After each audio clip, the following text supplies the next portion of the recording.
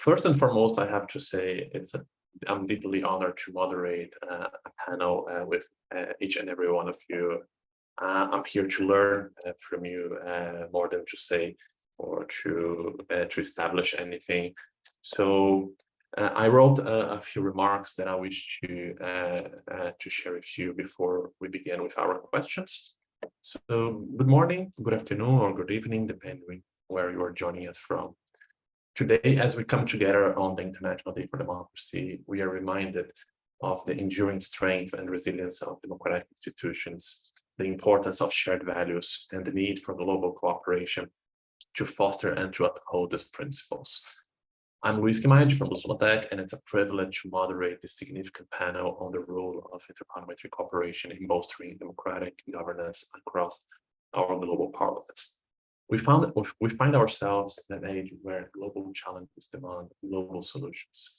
Democracies, with their inherent value systems of justice, liberty, equality, and fraternity, have a unique position to lead these solutions. Interparliamentary collaborations, with their wealth of combined experience and diverse parliamentary traditions, offer a robust framework to navigate the geopolitical complexities of today and advance the democratic governance. We are privileged to have with us today a panel of experts who collectively represent the heartbeat of global interparliamentary cooperation. Their vast experiences and the esteemed positions in their respective institutions are a testament to the importance of today's topic. Together, they have championed the ideals of democratic governance, navigated the complexities of interparliamentary collaboration, and have been at the forefront of marrying tradition with innovation. Their collective expertise promises a rich and insightful discussion. It's my pleasure to welcome Mr. Duarte Pacheco, the President of the Inter-Parliamentary Union, Mr. Stephen Twigg, the Secretary General of the Commonwealth Parliamentary Association, Professor Juan de Dios Cincunegui from the Universidad Austral of Argentina, Ms. Alisha Todd, the Director General from ParlAmericas, and Mr. Derek Luyten, the Director of the House Democracy Partnership at the US House of Representatives. Together, I hope we will delve into the nuances of the parliamentary collaborations, explore best practices, discuss the evolving role of technology, especially the AI, in the lesson context, and lay out the roadmap for the future of democratic cooperation. And to finalize, last but not least, I will quote former Congressman in the United States, Congressman Brian Baird, where during the attacks to the Brazilian institutions at the beginning of this year, when he said that if the anti-democratic forces are collaborating internationally, we as parliaments, as people loving democracy, we also must collaborate in a equal footing to counter these menaces. So I drafted a few questions to each one of you. I will ask each statement should be no longer than 3 minutes, so we have enough time to everyone to share your thoughts. But before I do that, I'd like to invite each one of you to introduce yourself very briefly. Alisha, I'll do this alphabetically. Would you like to introduce yourself to us? Wonderful. Thank you, Luís, again for having me here today. And it's become a bit of a tradition now, this International Day for Democracy Bússola Tech event. I'm so pleased to be here. Alisha Todd, Director General ParlAmericas. It's the parliamentary organization for the Western Hemisphere, sort of like the parliamentary counterpart to the Organization of American States. The International Secretariat is headquartered in Ottawa, Canada. We're hosted by the Parliament of Canada. And so I'm coming to you from Ottawa. It's a great pleasure to be here. Thank you so much, Alisha, for your opening thoughts. Derek, would you like to introduce yourself to us? Yes, good morning, Luís. Firstly, thank you for having me. Thank you for having us, for engaging with us. I know you've had a long week, Luís, so appreciate the final day for all your efforts. Derek Luyten, Executive Director of the House Democracy Partnership. We are a very unique commission within the United States House of Representatives that works with other parliaments to basically improve and make all of our systems more constituent-driven, transparent, and accountable to all citizens. And we do this through sharing of technical best practices and peer-to-peer engagement with members and also with staff. So thank you very much. Thank you. President Pacheco, would you like to introduce yourself to us?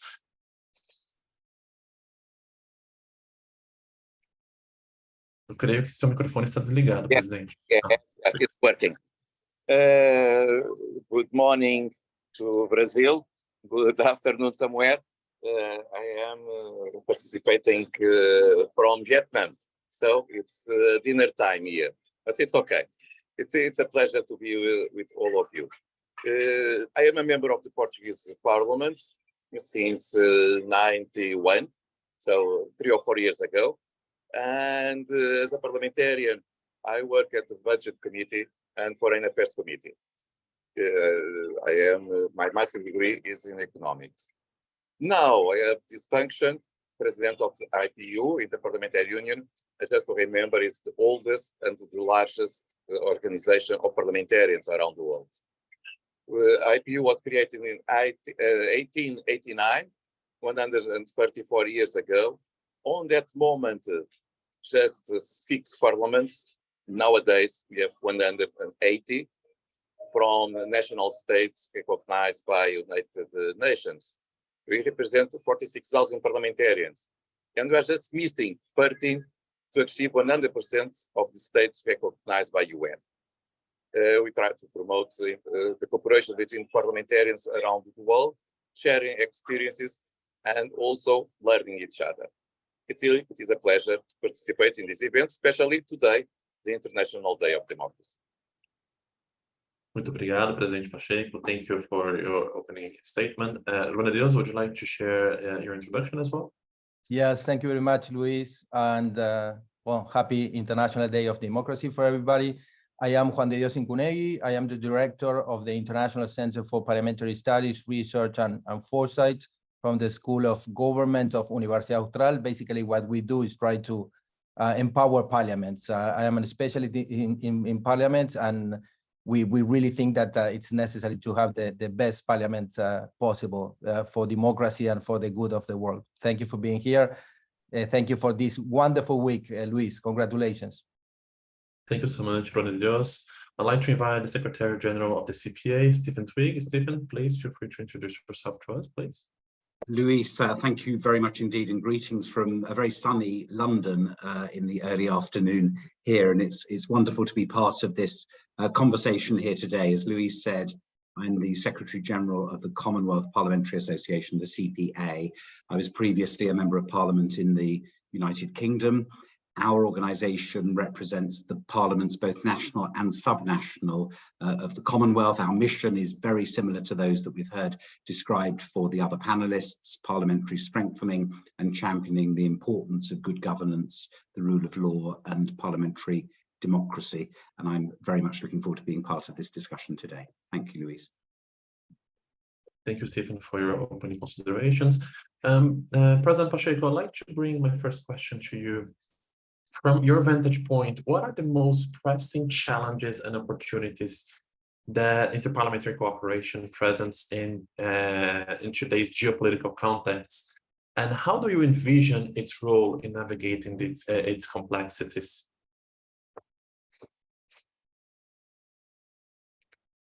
Good. Okay, I think it's okay now.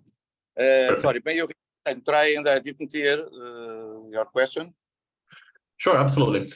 From your vantage point, what are the most pressing challenges and opportunities that interparliamentary cooperation presents in today's geopolitical context, and how do you envision the role of interparliamentary organizations in navigating these complexities? Of course, I may talk with my experience in IPU. And it is a little bit different from other international organizations, because when we have a regional one, it's easier to try to find a consensus in many issues.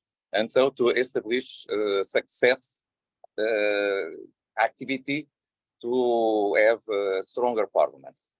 If we are just talking about Europeans or about Africans or about Latin America, it's easier to get this consensus. When we are talking about a global organization, I believe that maybe also the Parliamentary Assembly of the Commonwealth can have the same problem. We are talking about countries with long history of conflict sometimes, and political divergences very strong. You can't imagine now the IPU. We have Israel and Iran. We have Russia and Ukraine. It's just we have North Korea and Japan. So just we have India and Pakistan. Just to give some examples, that when we wish to discuss one issue, you can't imagine. For instance, Azerbaijan asked to host one of our general assemblies. Armenia said never in Azerbaijan. So you can't imagine that conflicts that exist between countries is affecting the activity also from the parliamentarians in this panel. And this is a challenge, because I think it's more dangerous now than it was maybe 10 years ago.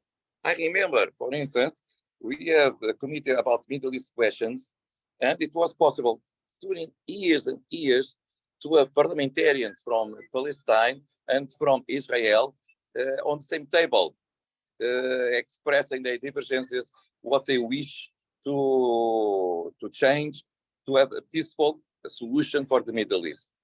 Nowadays, the positions are so in extreme points that it's impossible to talk. So this is not a question between parliaments, it is between states, but of course affects the situation of the parliamentarians. Other thing that I think I should refer is the challenge of the global problems. We have real problems that are global, and we need to try to identify them and try to show to all countries, members of our organizations, that these problems are not from the country A, B, or C. It not depends on political statements. This is not of the ideology of the country. It's something that is affecting. Example, just to be three. Climate change, of course. It is not a question of culture, religion, economy, political system, economical system. It's something that is affecting all society. So, forget the other points of divergences. We need to try to find what is possible in the consensus in this point.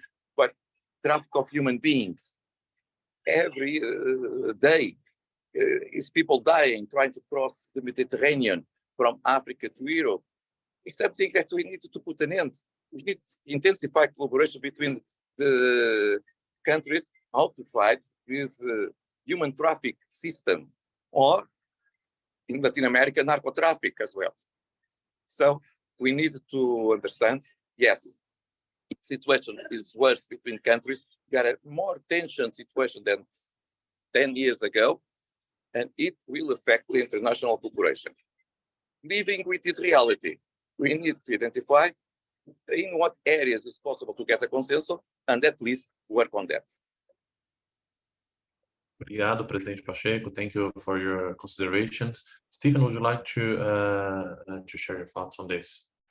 Luís, thank you very much. And I mentioned when we introduced ourselves that I was previously a Member of Parliament in the UK. In 2015, I became chair of the Cross-Party International Development Committee in the House of Commons in the UK, and we visited New York this time 8 years ago for the adoption of Agenda 2030 and the Sustainable Development Goals. And I think in terms of the challenges and opportunities for interparliamentary cooperation, I'd like to suggest that the SDGs and Agenda 2030 are at the heart of that, partly because of the important role that parliaments and parliamentarians have in legislation, finance, oversight, all the different aspects in ensuring that the SDGs are implemented, but also, of course, because the SDGs have a resonance for the values that you're celebrating through the event this week, and in particular SDG 16 in terms of peaceful and well-governed and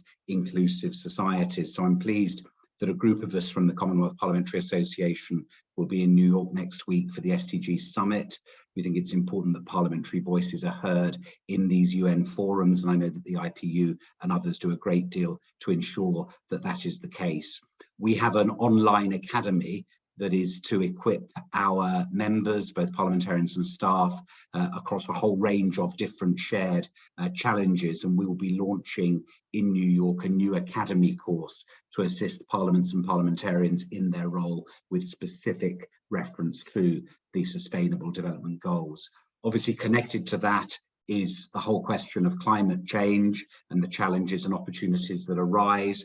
And I think in particular, in terms of our membership of many countries that are at the cutting edge of these challenges in the Pacific, the Maldives and elsewhere, particularly some of the small island developing states. I think one of the strengths that interparliamentary organizations, whether they are global or regional, can bring is that sort of sharing of best practice, mutual learning, but also capacity building across these huge challenging areas. And the third, and I suppose the one that is most obvious today, is the challenges around authoritarianism, the abuse of human rights, the denial of rights to women and to minorities in many places. And a big priority for us, and I know it's shared by others who are on this call, is to address some of those issues in a very practical way. Disability inclusion, for example, Parliament's commitments around human rights and their responsibilities to ensure that human rights commitments by governments are kept to, and perhaps one I'd want to finish with and emphasize particularly the importance of parliaments being gender sensitive and the representation of women. We have within our membership parliaments with very high representation of women like Rwanda, New Zealand and South Africa, and others where the representation is very, very low indeed. Thank you for your consideration, Stephen. Juan, Dios, would you like to comment on what has been said so far? Yes, thank you very much, Luis. I would like to say first that cooperation is perhaps one of the most outstanding elements of human survival and the progress of humanity. Cooperating means working together with others to achieve a common goal.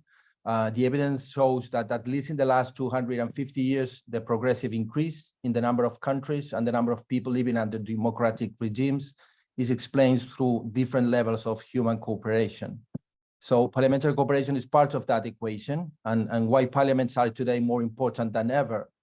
Because by nature, parliaments represent a plurality of voices, and generally the lawmaking process requires of dialogue and consensus, two typical elements to facilitate genuine cooperation frameworks.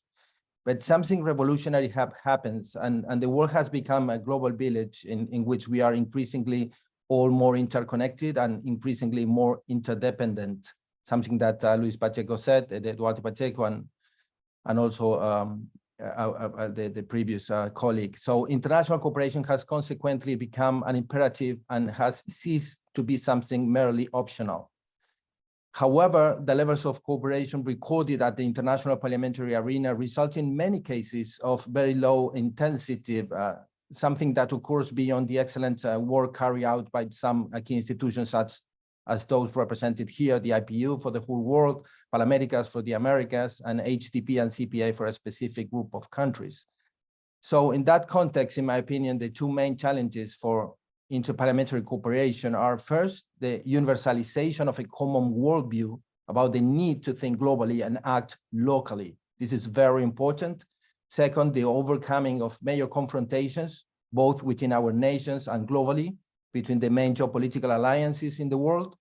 And in relation to opportunities, the main one is the gigantic transformation that we are experiencing as a global society, and which predicts an end to an era, forces us to work together. So failure to overcome the status quo can lead to the destruction of the planet, but cooperation may be the key to survival. Thank you so much, Juan, for your considerations. Allow me to invite Alisha to make your comments. Alisha. Thank you, Luis. Look, well, I guess more to compliment than what others have said, because I agree with everything that my colleagues have contributed here. I reflect on the fact, though, that in this world of greater cooperation, why parliaments didn't have that particular strength. Juan de Dios did just kind of allude to it, but it speaks to what President Pacheco mentioned. Parliaments themselves are already naturally plural spaces, right? So I do think, as much as there's challenges, I'm sure that IPU has in kind of trying to find consensus in those discussions, the value of it is that you are bringing persons who already in their own national context have an experience of trying to find some consensus at home, bringing that to an international forum where they can be trying to work together to see if they can at least understand others' viewpoints and drive forward an agenda in the multilateral space. I think it's super important when we think about this cooperation internationally of our governments, and even as Stephen was saying for the SDGs, that, you know, those institutions, they're very important to us. We work very closely with those multilateral institutions, but, you know, that parliaments are being better aware of what's going on in those institutions is also a part of democracy, right? Like the parliaments are the people representing or are the institutions really representing the people of their countries, and so that they have better access to multilateral systems, better understanding of what's going on in multilateral spaces.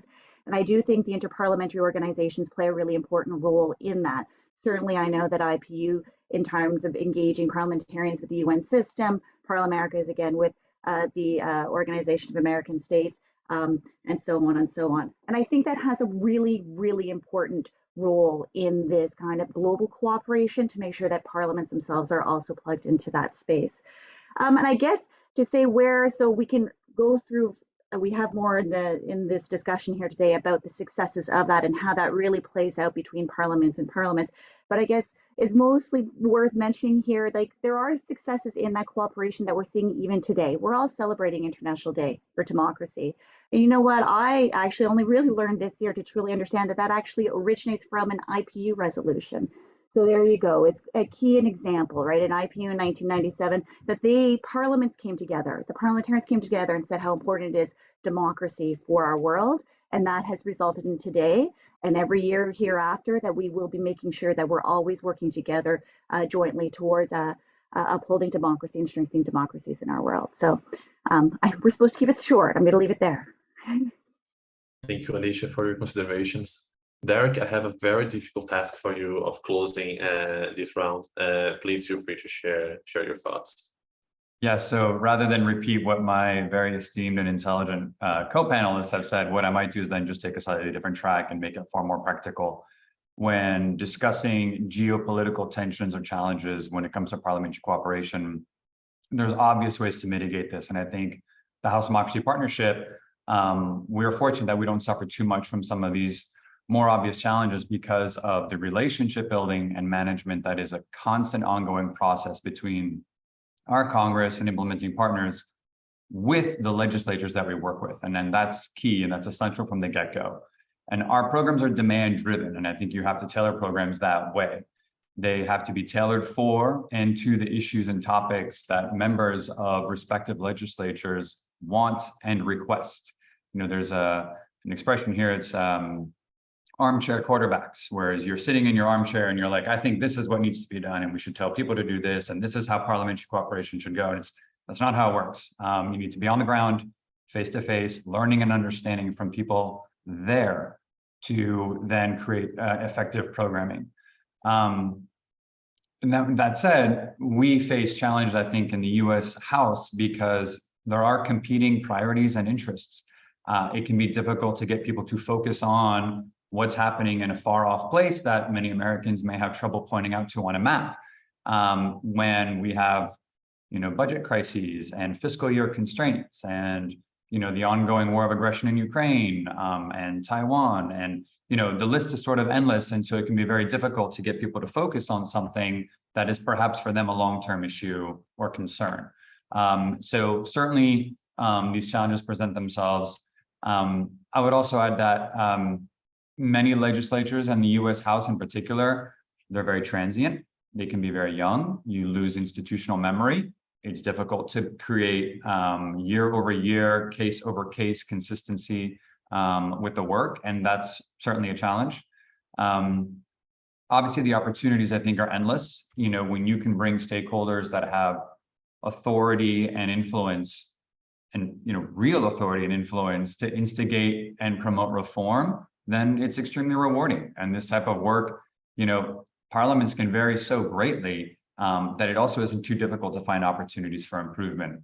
And, I think when you raise the level and standards of parliamentary democracy, it's sort of like a rising tide. It lifts all boats, and this is good for everyone across the board. So I'll leave it there, but certainly very strong, easy opportunities to mitigate the challenges. You just have to go into it eyes wide open and clear-eyed, as we say here, to tackle those. Thank you so much, Derek, for your closing considerations. Stephen, allow me to bring my second question to you. I'd like to bring some of the challenges for establishing these channels for cooperation. And some of the challenges that we have identified could be ranging from different parliamentary traditions and norms, and to ensure, but also to ensure the effective communication and policy coordination between institutions. So my question to you is, what are the best practices or frameworks that have been identified by you and the CPA for fostering successful interparliamentary collaboration that aims to strengthen democratic governance in parliaments, but also in your case of national legislatures as well? Thanks very much, Luis. I think in a way I'd like to start with a point that Derek made in the previous question, which is about relationship building, because in the end we're talking about people, human beings, with their own priorities, values, sets of issues that they want to address. So I think frameworks and practice are critical, but they've got to recognise that there are very different circumstances in the case of our membership, a small Pacific island state, and India, which has half the population of the 56 countries of the Commonwealth. I'm pleased you highlighted, Luis, that we represent subnational as well as national parliaments. And you know, someone said in the first round, think globally, act locally. And I think often those subnational levels of government, whether it's a US state, whether it's a state in India, or the different subnational parliaments here in the United Kingdom, they are often by their nature closer to the citizens and to the general public, and often the sorts of responsibilities they have may be ones that directly connect most strongly with citizens. If I could just highlight a couple of things from the CPA and then a couple of other things. So we have a number of tools that we use to promote good practice. I mentioned our online academy, which we launched 2 years ago and which has had over 1,000 participants so far. A much older set of tools we have are our benchmarks for democratic legislatures. And one of the things that we do is we work with our member parliaments to support their self-assessment against those benchmarks, with the aim of strengthening best practice parliament by parliament, but with that kind of flexibility that what might be best in one particular parliament might not be quite the same in another. But we also have our 3 networks: Commonwealth Women Parliamentarians, our Small Branches Network, which is for those of our members where the population is under 1 million, and our much newer network for parliamentarians with disabilities. And each of those, I think, plays a really important role in holding the rest of the organisation, holding our feet to the fire, if you like, around some of the frameworks and commitments on gender, on disability, on climate and other issues that particularly affect some of our small branches. And we've developed a number of different toolkits and policies to support the work of those different organisations. I think the final point I'd make is, you know, those of us who are here are from different inter-parliamentary organisations, but I think we're all from ones that are quite generic in character and addressing a range of different issues. I think there's also a lot of strength in issue-based inter-parliamentary collaboration alongside the more generic organisational based work that we and others in this conversation do. So, for example, the Globe Legislators Network and the work they do around environment and climate change. And one of the things I was involved with was establishing IPNED, which is the International Parliamentary Network for Education. I think those sorts of organisations can add additional focus to particular issues that may be of pressing concern. So in considering some of the best ways to take these things forward, let 1,000 flowers bloom. You know, I think the pluralism of the world of interparliamentary collaboration and cooperation is incredibly important. Thank you, Stephen, for your considerations. President Pacheco, would you like to share your thoughts on this question as well? Yes, I may. Of course, we need to understand what we may do to reinforce the international and parliamentary cooperation. Of course, there are things where it's possible to achieve it. For instance, when we take off politics, may I say, from the table and we may discuss other issues. For instance, we may share experiences about how we may rule the parliament, to have a more transparent parliament, the management of the Secretary General, how we can do to share best practices of this, for instance. And so we ran away, may I say this way, we may run away from points of conflict because there are a lot of points where it's possible and is useful, also in these times of troubles, to find consensus and to get cooperation. In our case, in international parliamentary organizations, it's also relevant to say that the majority of the delegation and the participation is plural. It's members from the government and members from the opposition. And also it shows different perspectives of the problems. Because when in the United Nations or in other organizations where the government is just a point of view. But in the parliamentary dimension, we have different points of view. And so it's always possible to build bridges also between the parliaments, or at least part of the parliaments, and to go ahead. Yes, it's possible. The way to do it is to avoid points where we know we will not find any kind of consensus and focus on the other ones. Yeah, there is a lot where it's possible to focus. And again, I repeat, how we manage the parliament, how we do the procurement, how we reinforce transparency. It's a lot of experience that need to be shared, and everyone will win with that. Obrigado, Presidente Pacheco. Thank you for your response. Dios, would you like to share your insights about this question as well? Yeah, thank you very much. In your introductory comments, Luis, and in the previous interventions has been mentioned several challenges, including relationship building, which I consider very interesting and important. I would like to focus on how extremely important is also to understand that our countries are not all the same, and that they have many differences in cultural, political, and institutional terms. The level of development, D levels, are very different, and this responds to all kinds of reasons. Cultural and education, for example, without a doubt are two of them, the different political systems too, and many, many others. For this reason, there are various methods to classify the 193 members of the United Nations, and one of them, for example, is per capita income.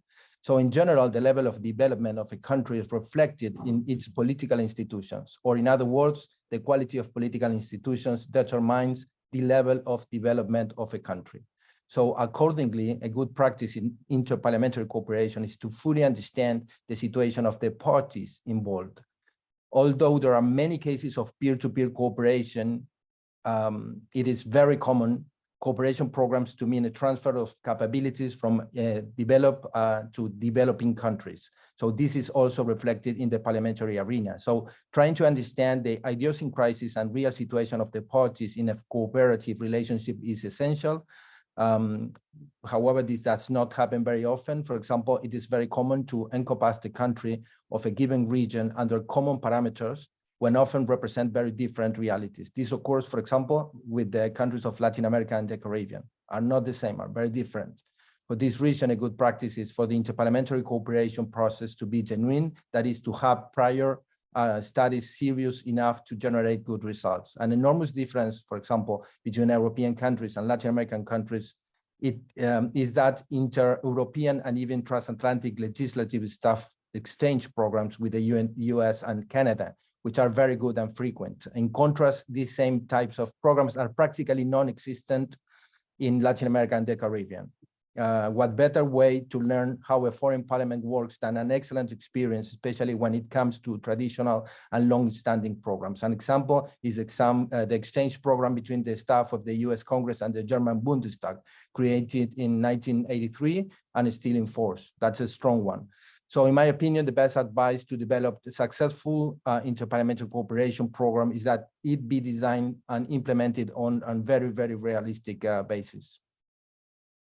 Thank you, Juan, for your considerations. Alisha, would you like to share your thoughts on this matter as well? Yes, wonderful. Look, I think building on everything here, the big strength of the work is really though that peer-to-peer dialogue. And so I take for what Juan de Dios has mentioned that there's a lot of differences between the parliaments, but I do sincerely believe kind of entering into these conversations among parliamentarians is truly the strength of this work. It's both about engaging with what are regional issues and to understand perspectives. Like they do need to understand what's going on in the world, and this way they're meeting with their counterparts to understand that. But also then in just that sharing truly of experience between politicians. I don't think we can emphasize that, right? That many of us work maybe say or had priorly worked in technical assistance or things like that with, I'm not a parliamentarian. I'm somebody who's worked very closely with parliamentarians for many years, but I can't emphasize enough my delivery of a message, while, is educated and important, and I'm sharing of information that I know, does not match when two peers get together, two politicians who have understood what it is to work with constituents, to work within the framework of parliament, to negotiate things within their political parties. They understand intrinsically what it is to be a parliamentarian. What are those challenges kind of at that level? Having that ability to share with their peers and try to work through both the positive things, that the successes they're having in their parliaments, but the challenges they're having and how to overcome those, I think is just so key for why this work matters in a big way. I believe one of the successes of how interparliamentary cooperation has evolved in time here is truly though how the parliaments themselves are taking kind of ownership and management of it, right? Parliamentary organizations are governed by parliaments. They're very invested in wanting to make sure that these organizations are working for them, are speaking to the needs of them and their citizens, are understand, and I think that's key, that investment. Both say for the ones like some of ours here that are membership based, like where it's the parliament are members of that organization, or even as Stephen was saying, the ones where it is, say, networks of parliamentarians, but those are still governed. PGA, I mean, that is a strong organization, sorry, Parliamentarians for Global Action, strong organization that is governed by the parliamentarians who sit on the board of directors who are very invested. I think that is a really important piece. I would also argue, just to kind of complement other here, is the collaboration among our organization in terms of advancing, because as we talk, these are global issues, they're multifaceted issues. There's not enough resources in this world to truly get at every aspect of the issues if we all work in silos. And so I am heartened to say that I do know that our organizations tend to really collaborate together. We look for ways to join forces to complement each other's work. And I think that's incredibly valuable in this space as well. Thank you so much, Alisha, for your comments. Derek, would you like to close this round with your comments? Yes, thank you. And again, agree with much of what's been said, and I'll build a little bit more off of what Juan and Alisha said from a more practical perspective, and a bit of a little plug here. I mean, I think the best frameworks are us. We are the best frameworks. We run and operate successful multilateral institutions that really can make a difference on a daily basis with the folks that we work with. I think specifically bilateral, multilateral exchanges, events, workshops all around the world, working with hundreds of MPs and staff, I do want to emphasize staff, every year makes a difference and really can bring tons of benefits to respective institutions. I think working in a nonpartisan manner and engaging with the foremost experts in the world to make legislatures more transparent will only yield these excellent benefits. In our perspective, what makes us also very fortunate from the House Democracy Partnership is that we work very closely with two of the best international development organizations in the world, the International Republican Institute and the National Democratic Institute, and we can leverage their extensive on-the-ground resources to help us design, get the right people, because that's really critical, get the right people to attend different programs. Because otherwise, you can sort of just be spinning your wheels and really create a more of a bottom-up approach.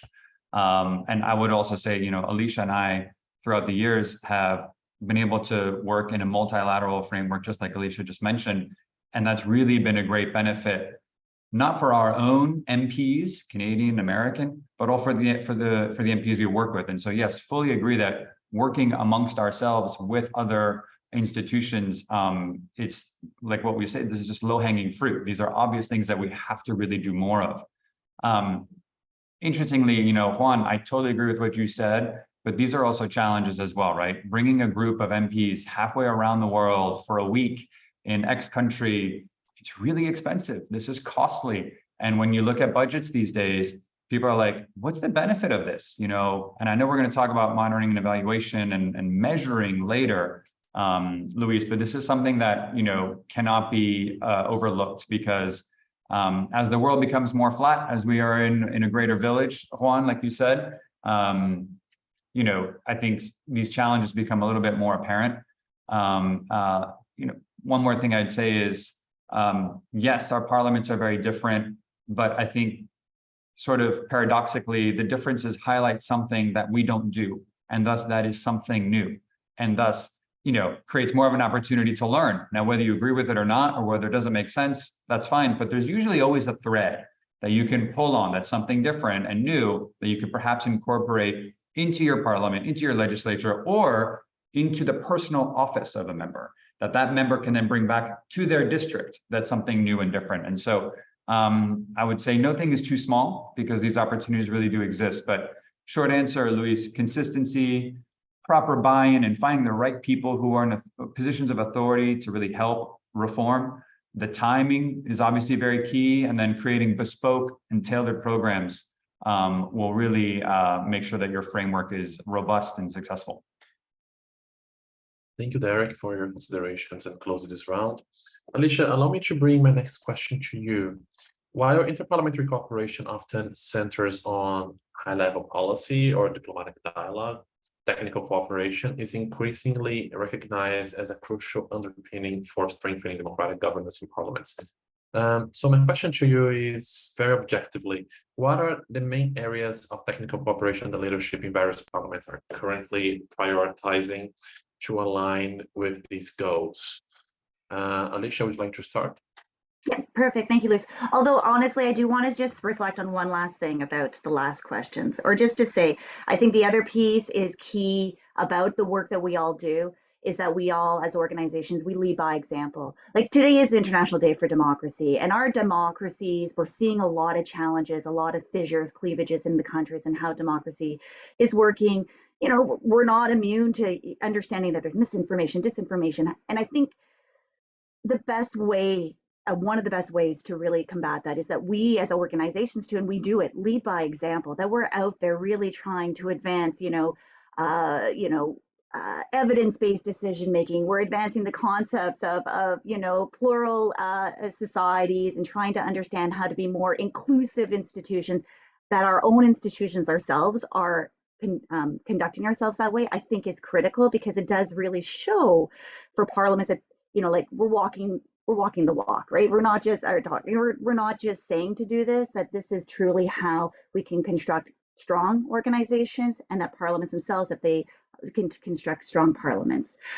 Technical cooperation, how we did at ParlAmericas, I mean, and I think others do too, like, look, we run big meetings, people get sensitized or socialized to issues, and then thereafter, as Derek was saying, what makes technical cooperation really valuable is then if you develop that program based on the needs of that parliament. So it's when a parliament comes to us after having learned about an issue in our programming or wanting to have some additional supports, they come to us and we develop a program. We find in our work, Open Parliament, we design very specifically. Look, we work together with, co-created with civil society and with parliaments to come up with a roadmap on Open Parliament. That gave us a very, very structured way to then work with parliaments on how to implement a roadmap, not dissimilar to the benchmarks that Commonwealth Parliamentary Association has. And we use those as well. Those are very good tools to use to work with parliaments on real technical cooperation. But that has to be developed with that parliament. For it to work, the parliament has to be helping to develop their own programs, and then we're there to provide some supports. The other space that we do a lot of work on, that we're seeing a lot of demand for, is cooperation, technical cooperation around the creation of caucuses on issues, right? Just this idea of how do you really improve a caucus. In particular, we do a lot on gender caucuses because that's a priority of our programming. We're delighted to collaborate closely with CPA on that in the Caribbean in particular, as well as UN Women. And I think, though, that even just embodies sort of the work that you do generally with Parliament, this concept of creating spaces where parliamentarians from across political divides can kind of find ways to come together and work constructively on issues. And so that's another space. And then likewise, we're actually helping to set up in a number of parliaments, similarly, caucuses related to climate issues. So kind of taking that learning that we have from gender caucuses, but how can we now bring parliamentarians from across the political spectrum to really focus some energy on issues, like Stephen was saying, issue-based cooperation is super important right now. And then the nice thing about having that technical assistance at a national level, but you bring it back to an international organization like ours, is that we also create spaces then for those caucuses to say, to talk to each other and again, share practices from across countries, what's working, what's not working, so that they can kind of continuously improve how they're working together. So I say that would be predominantly the space of technical cooperation that we're doing. We work very closely with staff as well. We understand, Derek, I'm glad you mentioned it, but the important role that staff play in parliaments. And we understand that as much as parliamentarians value or get a lot out of speaking with each other to learn from each other, legislative staff likewise, right? That they are working on things in their parliaments. They're trying to advance issues. And it's nice to talk to a peer from another country and go like, how are you doing that? And how can I do that better? And how can I learn from your experience? So we like to connect staff as well. We have created these staff networks to allow for that sort of sharing of good practices among legislative staff. Thank you so much, Alisha, for your comments. Derek, would you like to build up on that? Yes, and as staff, I wholeheartedly agree with everything Alisha just said on that issue. All right, I'll be brief on this because I think this is a fairly straightforward answer, and this is really sort of the bread and butter for us. Technical best practices, not so much issue-driven, because partisanship can creep along there, and so we just do need to be careful. So from our perspective, obviously these areas and issues of cooperation vary and evolve every year, which we've all now agreed and said on more than one occasion that this has to evolve because it depends on what the needs are on the ground.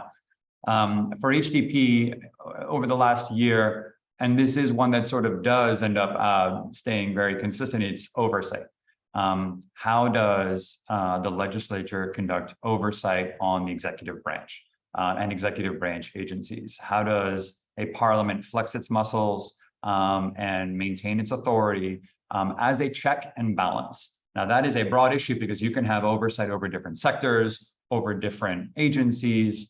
You can conduct it in a variety of different ways, but oversight remains a really popular and very important issue for HDP. And I think in the United States Congress, we conduct oversight fairly effectively. Financial oversight is another one, participatory budgeting.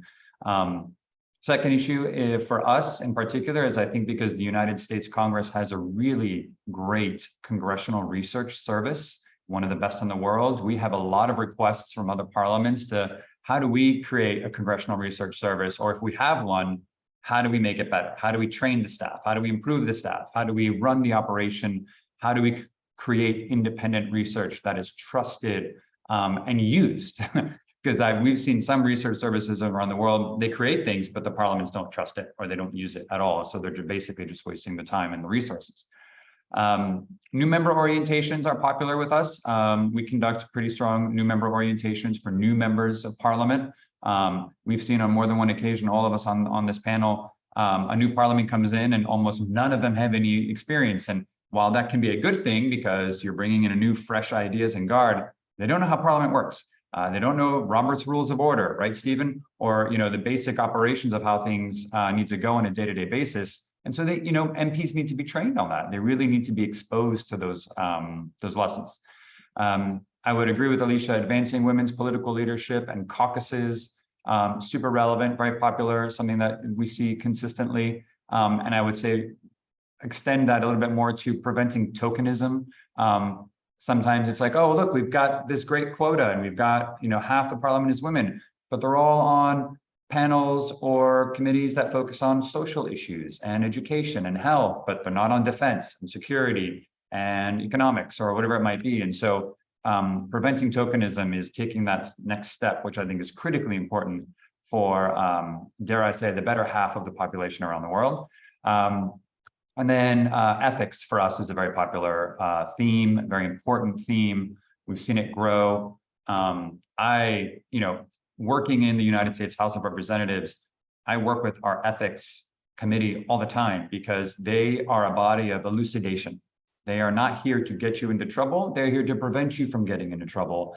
And so when we can try and share those lessons with other parliaments for creating ethics committees, standards, rules, when a parliament in Eastern Europe, for example, says, we need to create our own ethics committee, our own ethics branch, that is a very big step. It is very difficult for members to come publicly and say, we need financial disclosures, and I need to clearly state all of my assets, and I need to be very public about this. It's really difficult, and it's a big step, and we really have to capitalize on that and assist in that effort. So ethics is another really important aspect from a technical perspective that we assist with, and I think is probably an area for greater cooperation as well. Thank you, Derek. President Pacheco, would you like to comment on that? Yes, thinking three ideas. First of all, the cooperation should exist. And for instance, in IPU, we share all the kind of legislation that achieve success in during one implementation in one country. If we identify a case of success, we share to all members of IPU. Of course, then they will adapt or no to their reality, because we never impose nothing. But if we identify it, we share it. Second, we prepare a lot of training not just for staff, but also to MPs themselves. Because we needed to understand when someone is elected without experience as a politician, for instance, if someone has a background in medicine and came elected to the member of parliament, he can be a good doctor. But if we ask him to analyze the budget and to present proposals to the budget, financial budget for next year, maybe he will not be available for that. And so we try to prepare training, and we do it with a lot of success for staff and for members of parliament. I remember a lot of parliaments, especially in new democracies in Africa, in East Timor, is the parliaments that require our presence there to help them to strengthen the parliament. The other idea is that, yes, we should not interfere in the internal issues, but there are essential questions that we never should forget, and we'll defend it. Sometimes people will not be happy. I'm sorry, change their own behavior, and maybe in the future they will not be criticized in public. Just to give two examples: situation in Afghanistan, where the fundamental right for education is not allowed for women. And so we needed to condemn that, essentially. Or now in Uganda, and Uganda as a member at the executive committee of IPU, the most important part of IPU. But they approve a legislation with a death penalty for homosexuals, for gay people. So we need to make a strong condemnation, because it's against one basic human rights. Or the invasion of Ukraine. We made a very strong condemnation. Not because, as we always say, it's not nothing against Russia. If Brazil decides to invade Uruguay, we will have the same position. We need to respect the international borders recognized by United Nations. We need to cooperate, to involve everyone, but there are some rules that need to be respected. Otherwise, it is not possible to cooperate, to have any kind of dialogue. And we did it in a very strong way. Of course, after it, we try to build bridges of dialogue to put an end to the conflicts. But in the beginning, we need to be very active in our coordination. And finally, we may also identify, or one special organization should not just prepare the things by their own strategy, but should be open also to requests and suggestions from different parliaments. Because otherwise it seems that we know what they need. Yes, we may know something, but sometimes what we think they need, it is not what they feel they need. And so we need to respect it. And finally, we should lead also by giving the example. just to show you, I will not say names, do not offend no one. But if you look it forward, we will easy to identify. A few years ago, we organized our assembly in a country where the parliament were not elected. The parliament is all members are nominated by the head of state. And a lot of people ask, why are you doing an assembly of IPU in a country that don't have a democratic parliament? Because all them are not elected, 100% nominated by the head of state. So, okay, but it's a parliament recognized by IPU, we need to go there. After 1 year and 2 months, 14 months, for the first time, they had elections. For the first time to the parliament. They were not perfect. Yes, it was. But in our countries, you may identify a lot of things that should be improved. So the most important, now they have a parliament that was not nominated, was elected. So leading by the example, I believe that our presence, the presence of a lot of real democracies and speakers of parliament that make a lot of speech about democracy, help at least to change their behavior. And now you have the beginning of a democratic state in this country. So leading by example is also relevant. Obrigado, Presidente Pacheco. I'd like to invite Stephen now to share your comments on this question as well. Stephen? Thanks, Luís. I think coming fourth or fifth, it's hard to add things that haven't already been said, and I largely agree with the points that others, well, I totally agree with the points that others have made. I think it was Derek who used the term bread and butter, and I think it's the same for us. This area of technical cooperation to support parliaments is the bread and butter of the work of the CPA. Perhaps just to give an example in the bilateral, regional, multilateral categories. I mean, I've already mentioned some things like our academy, which is a very important but still relatively young way in which we're promoting technical cooperation.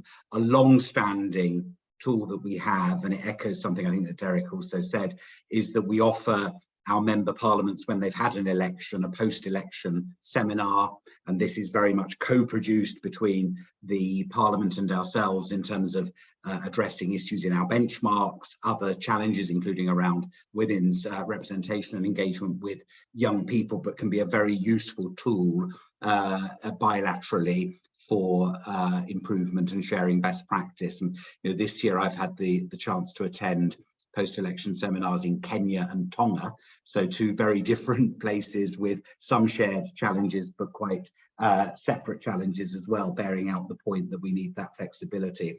At a regional level, we divide our organization into 9 regions, and they have their own characteristics. Alisha mentioned that we have a good partnership with ParlAmericas, with our region that we call Caribbean, Atlantic and Americas region.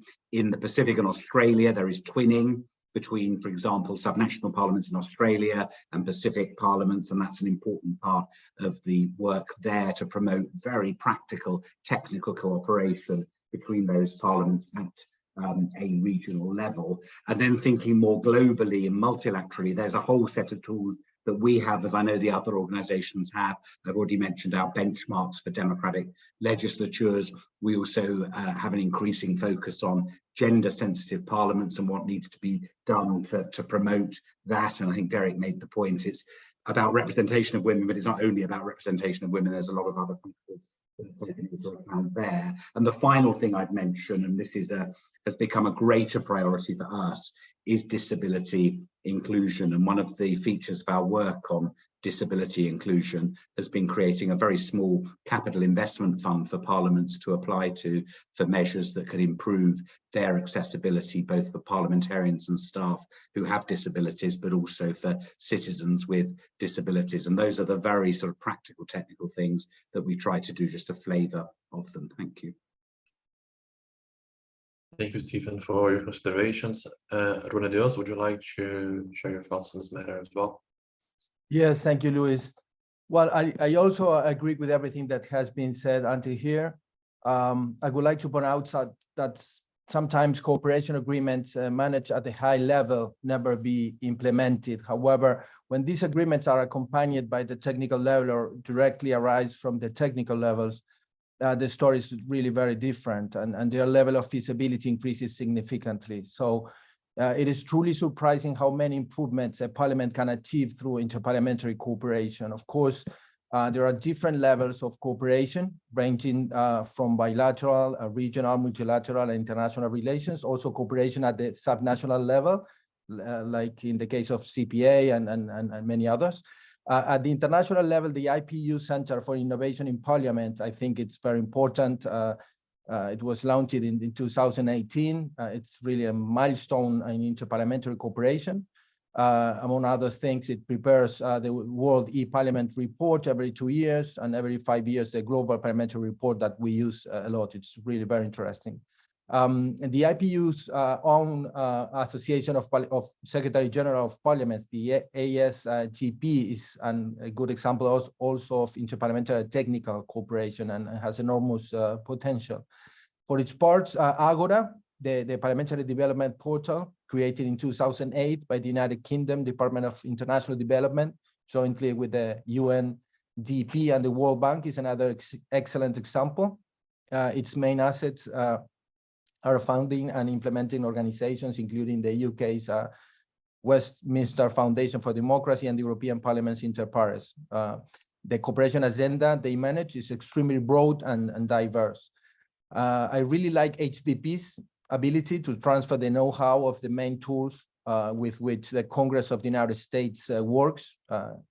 Derek mentioned CRS, the CBO.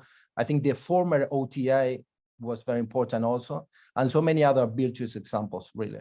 So, well, I find the work of the EPTA network very remarkable, since it brings together not only the European Parliamentary Science and Technology offices, but also the peers offices of other non-European countries under the category of associates, including Argentina and Chile, the US, and Mexico from Latin America and the Caribbean region. So in short, the opportunities offered by the aforementioned cooperation platforms and many others are enormous. So, however, it is good practice for parliaments to adopt strategic plans that include a chapter on modernization that is permanently updated and maintained over time beyond changes in leadership. That's very important. Furthermore, it is also essential that priorities be established. It's impossible to do everything at the same time. In the case of Argentina, Latin America, and the Caribbean in general, there are some capacities that seems fundamental to guarantee excellent legislative management. I can mention a model of legislation informed by scientific evidence, that's key, Parliamentary Research Service of Excellence, PLS as a model for evaluating the impact of laws. We don't have that in our region. It's pretty weird, really weird, I'm sorry. A Parliamentary Budget Office that provides reports prepared independently from the executive branch of government. We have in Argentina, and there are a few in the region, but it's very important also. The professional parliamentary diplomacy, of course, effective parliamentary control, another really weak function, at least here in Latin America and the Caribbean. The development of quality laws, of course, open parliaments. ParlAmericas is wonderful, really, in this chapter, that guarantee transparency and access to information and the public, by the public. A regime of rigorous ethics and austerity that was aboard this question by Derek, also very important. The adaptation of Parliament to new technologies, especially artificial intelligence. This conference is this week is basically about that. It's very important. All these fields require a strong strategy of alliances and international cooperation to be successful. And in short, the involvement of technical levels in interparliamentary cooperation programs is key and essential, in my opinion, to achieve the objectives expected by any parliamentary organization in the world. But okay, all these the organizations here present do a great job, really. So I want to recognize that. Thank you. Thank you, Dios, for your comments. A point of order to all of you. I see that we are almost out of time, so I'd like to propose that we jump to the last question, so we are timely respectful with your agendas, if that's okay. Okay, perfect. Well, Well, Dios, you paved the way for the last question now. Basically, in the rapidly evolving landscape of emerging technologies such as artificial intelligence, as you said, the role of interparliamentary cooperation in shaping best practices and governance frameworks is becoming increasingly significant. Within this context, efforts are underway to ensure these technologies serve democratic ideals from our parliaments. Bússola Tech, for instance, has been promoting a series of engagements and channels for technical cooperation with practitioners in the technical staff and parliaments, and also with MPs, aiming at enabling these institutions both to leverage AI in their operations, but also start their discussions on their own regulations. Specifically, for example, next year, with the presidency of Brazil in the G20, Bússola is going to promote an in-person gathering to discuss artificial intelligence, both in parliamentary operations, but also to discuss how parliaments can be a significant player in these discussions as well on its regulation. So, Dios, I'd like to start with you. How can interparliamentary cooperation facilitate both joint research and development initiatives, but also dialogue that tackle governance and ethical considerations surrounding the usage of AI, both in legislative operations, but also in the broader context in societies as well? Yes, thank you very much, Luis, for allowing me to address this question. I think that the formidable process of scientific and technological innovation that we are experiencing as humanity, of a speed and depth never seen in the past, constitutes a risk, a big risk, but also a great opportunity for parliaments. Due to their original characteristics, parliaments are institutions that have traditionally been tied to a legislative palace, generally located in capital cities and made up of legislators from throughout the territory of a nation. So this physical factor has a huge influence of how a parliament operates. Added to this limitation is the horizontal nature of bringing together representatives of different political parties from different territorial origins, different visions and ideologies, often in conflict, and different legitimation and representation, often based on socioeconomic differences and even other differences such as religious, racial, etc. So, however, legislators are considered peers, so which makes the functioning of parliaments much more complex. So new technologies produce a radical change in the relationship between politicians and the people. From the model of politicians with access to privileged information, we moved to a model of information flow of incredible volumes which circulate openly and free of charge and accessible to the entire population. So technology, especially smartphones, for example, has allowed people at practically all social levels to access a world of previously unthinkable solutions. So this new reality had a very negative impact on the political class and especially on parliaments. The rudimentary elaboration of a low intensity parliamentary control, superficial budget debates, the abandonment of legislative powers in matters of foreign affairs and international relations, these are all issues observed by citizens in an often disappointing way. So new technologies have a lot to do with this phenomenon. However, at the same time, they constitute a great opportunity, especially the different uses and alternatives linked to artificial intelligence. With visionary and futuristic democratic leadership, parliaments can become the vanguard of the reform that are underway. The options are to rest on the status quo, deepening the levels of distrust in parliaments on the part of citizens, or commit to a comprehensive change that allows parliaments and parliamentarians to offer much richer, more genuine management with real impact for the people.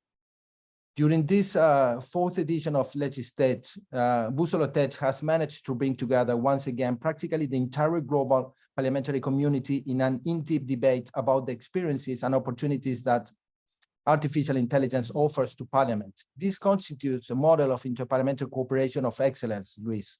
So congratulations because of that. It's wonderful, really.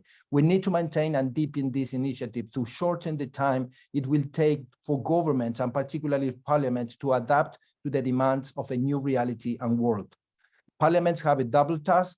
On one hand, they must debate and study whether it is necessary to regulate many aspects linked to new technologies, particularly artificial intelligence, of course, to mitigate their risk. An example is LAWS, the lethal autonomous weapon systems, the called killer robots, a very sensitive topic that is being debated within the IPU's first permanent committee in international peace and security. But at the same time, governments and parliament must modernize and operate with a level of sophistication equivalent to that acquired by their societies. An obsolete parliament will worsen rather than improve levels of credibility and trust, seriously damaging the democracy. So a modern and technological parliament will have the opposite effect. We live in a fascinating time that require leadership with very open minds and a lot of cooperative work at the national and international level.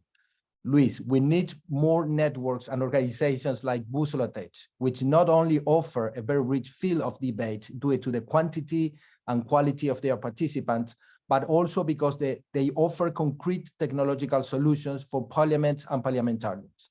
I conclude by pointing out that without a doubt, interparliamentary cooperation constitutes an indispensable resource to develop an adequate technological modernization strategy for our parliaments. And it is not just about incorporating new technologies, but about doing it correctly and as part of a comprehensive examination of our institutions. Thank you so much, Dios. Thank you for your kind words. President Pacheco, would you like to comment on that on this question as well? Yes, two ideas. First of all, of course, technology may help the parliaments to be near the people. We can receive inputs and the feedback from the measures that the parliament needs to approve. Also, transparency will increase. And so the parliaments should be open to modernize the way we work. Everything changed. And the parliament of this century is not, should not be working as the parliament of the last century. And so technology is essential to have a better democracy and a stronger parliament.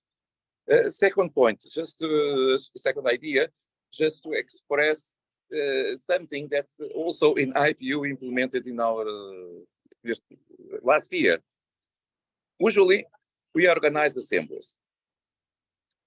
And we have 1,000 parliamentarians joined together from 160 countries, more or less, because we never have 100% of representation because there is elections in the country A, B, or C, and they are not able to come. 106. But as we approve resolutions, we take decisions, and so on, so on. I think that 5 minutes before the closing session, sometimes people forget what they approved 5 minutes ago. They take the plane, go home, and never will think about it again until the next assembly. And so we create a mechanism to incentive the implementation of our decisions, of our resolutions. And now you have a special segment in during the one assembly from the next assembly, where we will discuss how each country implemented the decision we took before. And on the screen, the video wall behind the main on the main hall, we have a video wall where we will put the name of the countries, it's the flag, that did not do anything on implementation. And you can imagine that a parliamentarian will not be happy when he came to an assembly of IPU and see his flag, his name on the right side of history. And this way, maybe he will try to implement it to avoid to repeat the situation for the next assembly itself. And I think this is relevant because people are free to vote. People are free to decide. But if they decide, please, after it, try to implement what we decide. Thank you. Thank you, President Pacheco. I would just highlight that I think the IPU is hosting a conference about artificial intelligence in Uruguay, I think this month, if I'm not mistaken. Which yes. I'm sorry, yes. President Pacheco. Yes, we are talking, and I thought you know the agenda of IPU because here in Vietnam, we have the annual conference of young parliamentarians. And one question, the main question is the innovation and digitalization of the society, especially the parliaments. And so when I'm talking about the digitalization, it was the main issue discussed here in Vietnam with the young parliamentarians. But yes, next week, next Monday, but the other Monday in Uruguay, we will use the parliamentarian meeting, also discussing the agenda of the future. And one of the questions, again, is innovation and digitalization. Thank you, President and Pacheco. So much for inviting me to participate in this moment. All the moments are relevant, but especially, again, when we are commemorating, celebrating the International Day of Democracy. Thank you. Thank you, President Pacheco, for your additional comments. Derek, would you like to comment on this topic as well? Thank you, Luis. Yes, I appreciate it. This is interesting. So I agree that, obviously more cooperation and multilateral approaches to this issue, to the growing importance of AI, is obviously essential, because this really is the type of thing that affects all of us. I recently read an interesting article by an expert here who gave a talk in the Capitol, and it was titled "AI is Everything, Everywhere, All at Once," and that really is the truth. I think the real challenges here are what to do, obviously, but large landmark legislation that would come from the United States, I think, is unlikely in the near term with everything that's happening here. As some of you may be aware, the Senate here in DC is conducting a huge series of learning meetings with experts. Just this week, we had the top tech CEOs in the world: Elon Musk, Mark Zuckerberg, Bill Gates, the head of Google. They were all here, literally just talking about this. Sam Altman, literally just talking about these issues, and teaching senators and other stakeholders, like, what is AI? Like, what are the implications? Why is it good? Why is it bad? And I think any type of process or framework that we're talking about how parliaments can address this starts with an elucidation process. It's really taking the time to understand what it is and what we do. And I think a very small piecemeal approach might be best, personal opinion, as opposed to just using a broadsword as opposed to a scalpel to start putting forth legislation that would regulate AI without really understanding the consequences of doing so. So I loved what Juan said earlier about, using modernization committees within Congress. That really struck to me, because we had a fantastic modernization. It was a select committee here in the US Congress, meaning it was temporary, and they put forth all these great recommendations, but that's where this has to live. It's, it's this process to learn and understand how we can evolve our parliament legislatively, contextually with AI to move forward on it. And I think this process has to play out. I think it's going to be arduous and tortuous for some, but it's definitely where these issues lie, and it's in legislatures. I'll leave it there, Luis. Thank you so much, Derek, for your considerations. Stephen, would you like to comment on that as well? Talking more broadly about technology, I think the COVID pandemic and its associated limitations obviously presented a whole set of challenges, including to parliaments and interparliamentary organisations. I think it's interesting looking at the different ways that parliaments have chosen to retain or not some of the innovations that were brought in during the COVID period. I think specifically around AI, there is a risk that this is either seen as an entirely negative or an entirely positive thing, and the kind of nuanced approach that colleagues have spoken about, I think, is incredibly important. And Derek's example of the US tech sector coming to the Senate and training people, I think acknowledging that this is a rapidly evolving area with a lot of technical detail, actually ensuring that parliamentarians, parliamentary staff are trained, skilled, educated, is a very important part of the role that we all have in interparliamentary organisations, recognising the sort of resources that parliaments need to be able to do that effectively, and then working in partnership with others, including the tech sector. Just to finish with a quick plug, we are actually developing a handbook in the CPA in this area on AI, which we should be publishing soon. And we've been doing some broader work around the fourth industrial revolution with a virtual conference, and we're planning to have an in-person conference on the fourth industrial revolution next year. And just if this is the last time to speak, thanks very much, Luís, for inviting me to be part of it. And thanks to my fellow panelists for a really enlightening conversation today. Thank you so much, Stephen. Alisha, you have a very difficult task, which is not only to close this round, but to close our discussions. Well, thank you. Then I'm honored with my task. Look, this is such an emerging, important topic. I believe I had the opportunity to sit on another panel on this topic with you, Luís, about a month ago as well. ParlAmericas, as we've all been discussing, kind of our organizations and are all sort of understanding that this is such an important topic, that parliaments are going to be integral in engaging with this issue. And so we're all sort of mobilizing to how do we create spaces. ParlAmericas did launch in June our digital caucus, and a big part of the digital caucus is about looking at this issue with AI. In particular, though, so then we did have a rather kind of a large session with parliamentarians from across the hemisphere to engage with the topic. And I'll just highlight a couple of the key points that came out in that discussion. Was one, there was a real preoccupation, though, that this is a global issue that's going to affect all the countries, and that predominantly right now, those solutions, or what we're proposing as solutions, are coming from the global north. And so one reason for creating the caucus at ParlAmericas was in particular to make sure that the global south has a space, at least from our membership, has a space to kind of really engage with the topic, inform the topic, we're going to create an opportunity for them to then use that informing to bring it up into other spaces globally. That's the idea.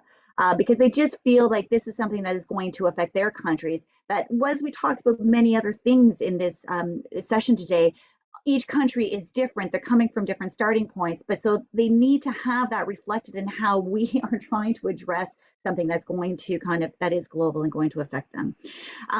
Language bias was another major issue that came out that's worth highlighting, at least for my hemisphere, or like the hemisphere that I work in, but that the fact is that the vast majority of these tools are developed from the United States, and they're really been developed using English, though, as the predominant language, right? And we know that the tools are being trained through kind of information, but if they're developing them in English, even the tech companies themselves have identified that this is a major gap.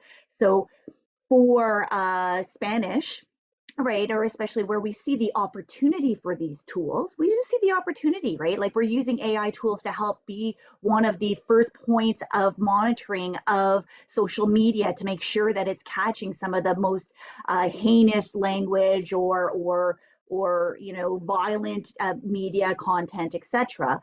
Right? But if the tools themselves are only trained on English, it's missing all of that material that's being put out through the internet in other languages, and so in this hemisphere, Spanish, right?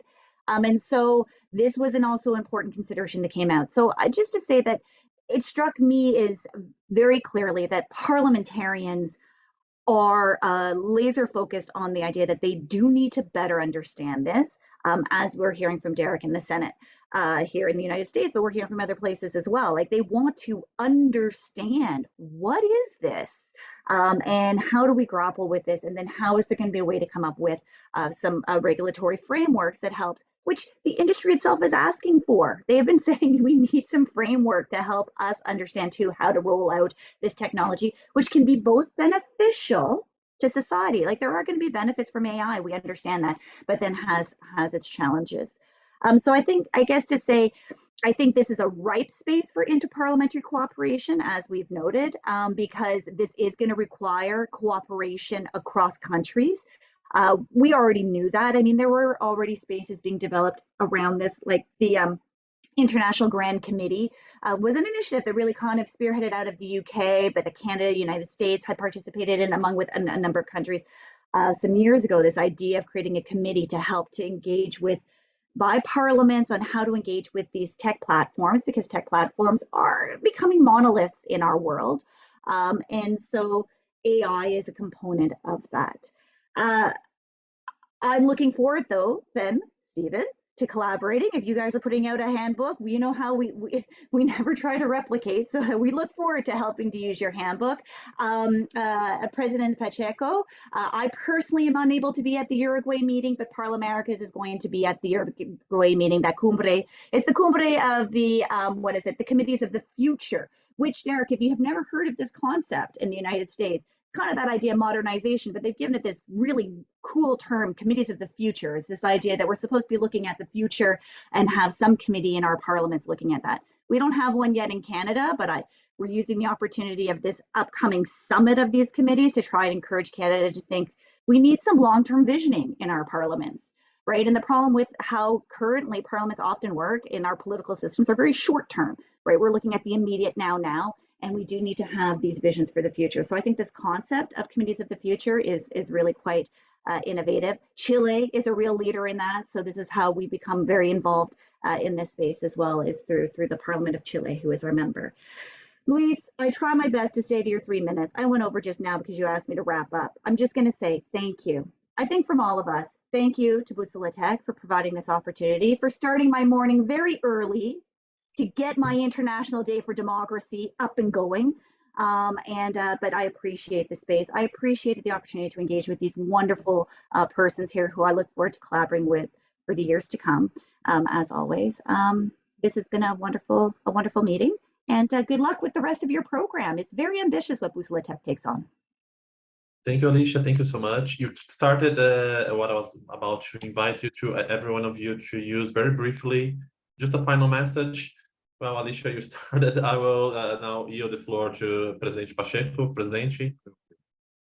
Luis, I've got to go, I'm afraid. Sorry, we've overrun by more than 10 minutes now. Sorry, I've got to go.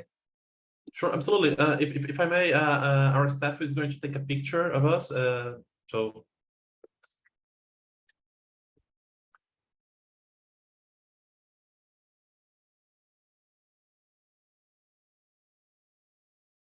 I think that's done.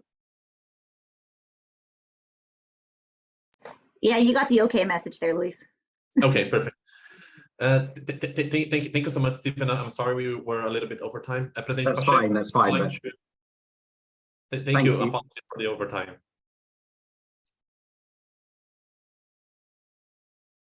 President Pacheco, would you like to share your final message? No, the final message is very soon. It will be very quick. Just to say it was a pleasure.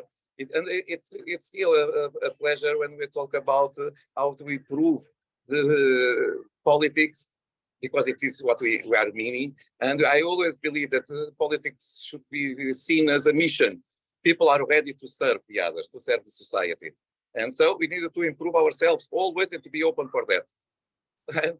Meetings like this one, but especially the change of ideas, will help us to achieve this objective. Thank you so much for this for the invitation, for the organization, and good luck for the rest of the program. Thank you, President Pacheco. Dios, would you like to share your final message? Yes, thank you, Luis. Well, as a final consideration, I would like to focus on the role of leadership. No human work, no matter how great, has been product of chance, but rather the concrete action of men and women who have stood out for their merits. And I want to value leaders. Right here on this panel, we have 5 great leaders, not me, the 5 of you. So although I don't know much about Stephen Twigg's work leading the management of CPA from the General Secretariat is reserved only for great leaders. Alisha Todd, for her part, leads a regional institution with a small team that achieves enormous results. Derek Luyten has revitalized HDP since he joined as executive director, deploying an unprecedented and extremely valuable level of interparliamentary cooperation. And Duarte Pacheco has been, in my opinion, one of the best presidents of the IPU in a long history of 134 years. He's an example of leadership in challenging and turbulent times. I have rarely seen a leader work with so much energy like Duarte Pacheco. Next October, he will end his term as president of the IPU, but he has entered already in history as one of the best. So my respect, Honorable Duarte Pacheco, you have done a great job at the IPU. Luis, I don't want to finish without also recognizing your leadership in matters of interparliamentary cooperation, especially focused on the challenges that parliaments face in terms of new technologies. So my humble congratulations to all of you, and thank you very much for this great panel. It's unforgettable for me. Thank you. Thank you so much, Dios. I would second everything you said about all these team colleagues here. I completely agree with your words. And I would also highlight about your unwavering leadership and promoting interparliamentary diplomacy from the academic, but also from the practitioner level. You're certainly putting Argentina in a very esteemed position with your leadership in the interparliamentary world. Thank you so much. Derek, would you like to have a very difficult task of closing? Yeah, no, not really, actually. I mean, Juan really said it best. I guess what I would say is just thank you again, Luis, for you. I know it's been a big week, ending on a great day. Thank you for your leadership and bringing us together. You know, I will just say this work matters. It can make a real difference. We need more vehicles such as the groups that were represented here for interparliamentary cooperation. They can, in fact, yield great lasting results. And so there's no competition in this space. It's only cooperation and collaboration. Thank you so much, all of you. I hope you have a pleasant remaining of your day. President Pacheco, I know it's very late for you, so thank you so much for your effort for being here with us today.